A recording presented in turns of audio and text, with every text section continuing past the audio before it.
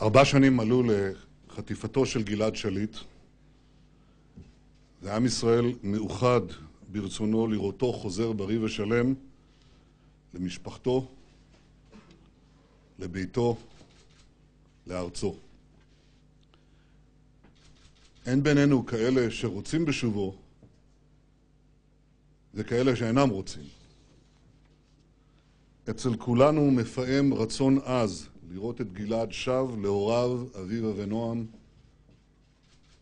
סבו צבי, אחותו הדס, אחיו יואל. אין מי שפגש את בני משפחת שליט שאינו חושב לעצמו, הרי גלעד יכול היה להיות בני, או אחי, או נכדי.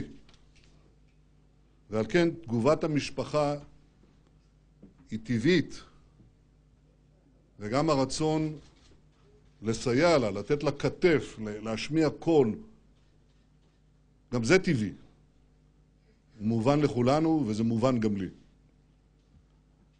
מדינת ישראל תמיד הייתה מוכנה לשלם מחיר כבד לשחרור חטופיה.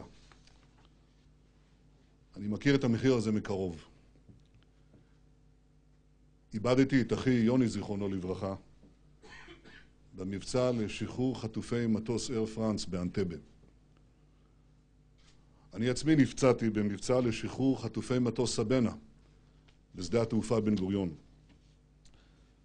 במקרים אלה, וגם במקרים אחרים, כמו למשל הניסיון לחלץ את החייל החטוף נחשון וקסמן זיכרונו לברכה, הייתה התכנות מבצעית, ומדינת ישראל לא היססה לסכן את מיטב בניה לשחרר את שבוייה וחטופיה. בנסיבות אחרות החליטה מדינת ישראל כמה פעמים לשחרר מחבלים ומרצחים תמורת שחרור ישראלים. העסקה המפורסמת ביותר היא עסקת ג'יבריל משנת 1985. במסגרת העסקה הזאת שחררו 1,150 מחבלים. כמעט מחציתם חזרו לעסוק בטרור, והם שבו לרצוח עשרות רבות של ישראלים במו ידיהם. יותר על כן, משוחררי עסקת ג'יבריל היוו את הגרעין הקשה של הנהגת האינתיפאדה השנייה, שבמהלכה בפיגועי ההתאבדות והטרור למעלה מ1,000 ישראלים איבדו את חייהם. עכשיו אפשר לומר, זה היה לפני 25 שנה. השתנו הזמנים. אבל היו עוד מקרים. למשל, הייתה עסקת טננבאום בינואר 2004. במסגרת העסקה הזו שוחררו 400 מחבלים. הנה מה שקרה. ב-27 בינואר 2004 שוחרר פעיל החמאס מוסא בשלמון. זה היה חלק מעסקת טננבאום. ב-31 באוגוסט 2004, חצי שנה בלבד לאחר שחרורו, הוא היה מעורב בהתקפת טרור בו זמנית על 2 אוטובוסים בבאר שבע. בהתקפות הללו נרצחו 16 אזרחי ישראל, למעלה מ100 נפצעו. משוחררים אחרים בעסקת טננבאום הביאו לרציחתם של 2 צעירות ו3 גברים במועדון הסטייג' בתל אביב בפברואר 2005, 2 נערות בנות 16, חייל בשירות סדיר, ו2 נשים בקניון השרון בנתניה ביולי 2005, ואישה נוספת שנרצחה בפיגוע טרור בדימונה בפברואר 2008. בסך הכל, משוחררי עסקת טננבאום רצחו 27 ישראלים מאז שחרורם בשנת 2004. את זה אפשר לומר היום, בפרספקטיבה של השנים האחרונות. ועל כן ההחלטה לשחרר מחבלים היא החלטה קשה ומורכבת לכל ממשלה.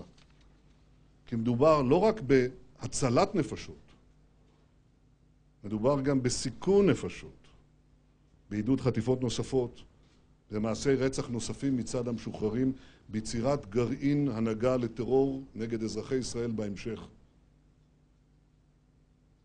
אין זה מקרה שמדינות כארצות הברית ובריטניה וגם מדינות אחרות מסרבות כלל לשאת ולתת עם טרוריסטים על שחרור חטופים.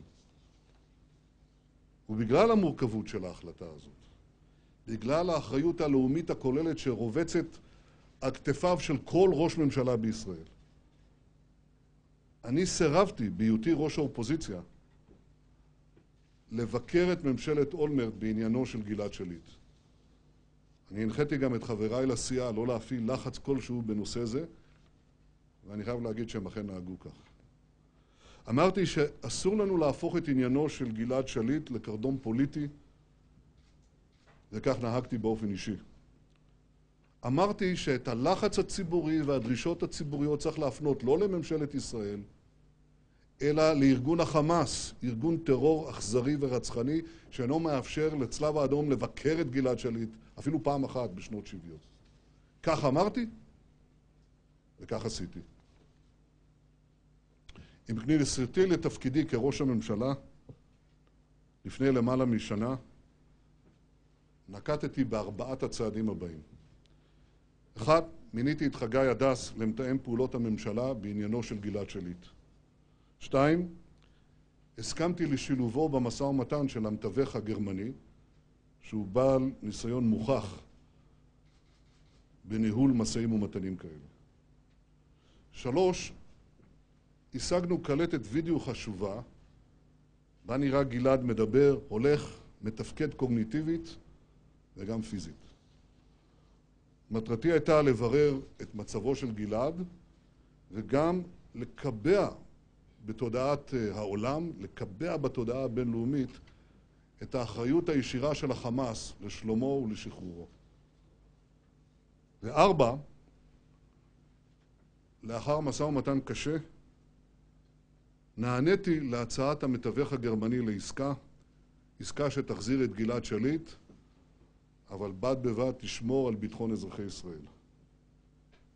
עכשיו אני רוצה להסביר מה העסקה הזו כוללת ומה היא אינה כוללת.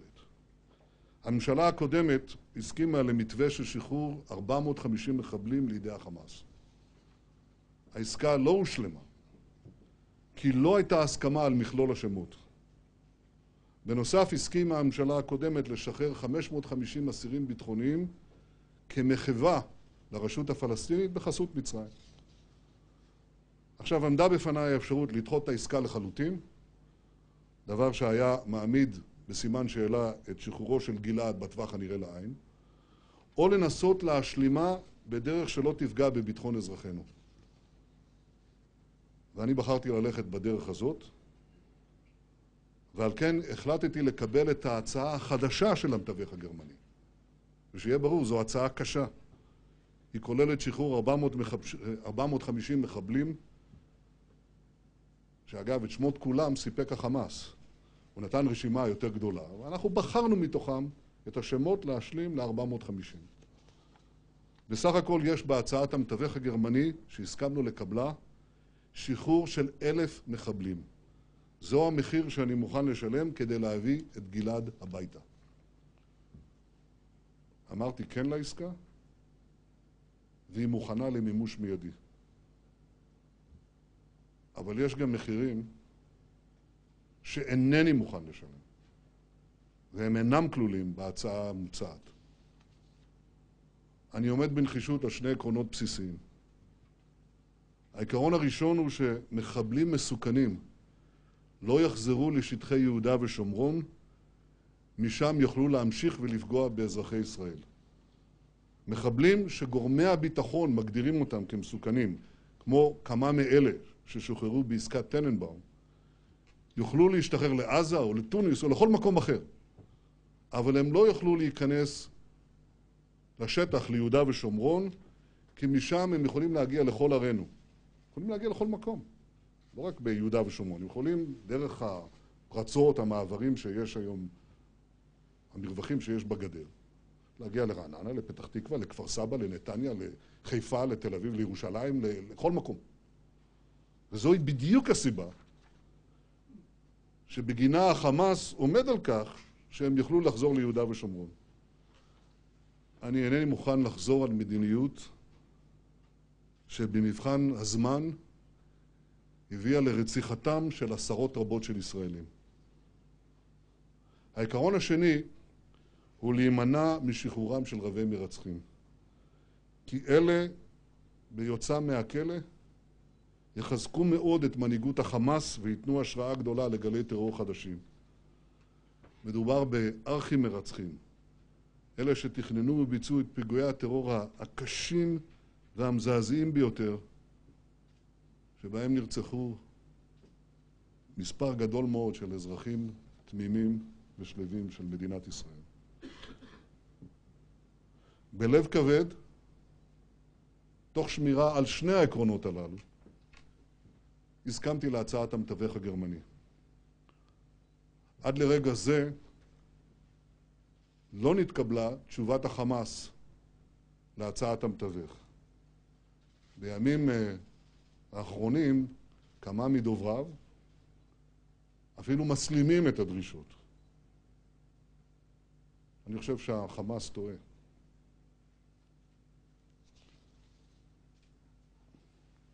אבל ההחלטה בידיו. כולנו רוצים בשובו של גלעד. אני רוצה בשובו. אני פועל לשובו בדרכים שונות, גלויות ונסתרות מן העין. אבל עליי מוטלת גם האחריות הלאומית הכוללת. אני מביט בעיניהם הכואבות של משפחת שליט, ואני כואב יחד איתם, יחד איתכם, משפחת שליט. אני מסתכל גם בעיניהם הכואבות של מאות בני משפחות נפגעי הטרור, ואני כואב את כאבם. ובאותה נשימה, אני חושב גם על כל אותן המשפחות שיקיריהן יירצחו במעשי טרור נוספים אם ייפרצו העקרונות של ישראל בנוגע לשחרור מרצחים. וכראש ממשלה אני מחויב לשקול את כל השיקולים הללו. במעשה נמהר, באובדן שיקול הדעת, אנו עלולים לחזור על טעויות העבר ולהביא על עצמנו סכנה גדולה מאוד. הקריאה לשלם כל מחיר היא זעקת הלב הטבעית של אבא, של אמא, של סבא, של אחות, של אח. כאח, כאב, כבן, אני מבין את הזעקה הזאת מעומק ליבי. אבל לנגד עיניו של כל ראש ממשלה בישראל, צריך לעמוד ביטחונם של כלל אזרחי המדינה. מדינת ישראל מוכנה לשלם מחיר כבד תמורת שחרורו של גלעד שליט. אבל היא איננה יכולה לומר בכל מחיר. זאת האמת, ואני אומר אותה כאן. נמשיך לעשות את כל המאמצים, מקרוב ומרחוק, באור ובסתר, כדי להשיב במהרה את גלעד היקר לכולנו. אבל נעשה זאת תוך שמירה נחושה על ביטחונם של אזרחי ישראל. בעזרת השם, ימשיכו להתקיים בנו קור הרוח ועוז הרוח, לקבל את ההחלטות הנכונות לעם ישראל כולו.